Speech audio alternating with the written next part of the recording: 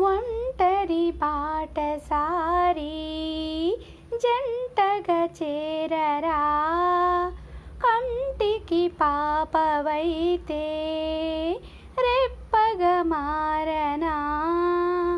తూరుపు నీవుగా వేకువ నేనుగా, హల్లిక పాటగా పల్లవి ప్రేమగా, ప్రేమించే పెదవులొకటై పొంగించే సుధరు మనమైతే, జగతికే అతిథులై జననమొందిన ప్రేమ జంటకు ఓం నమః.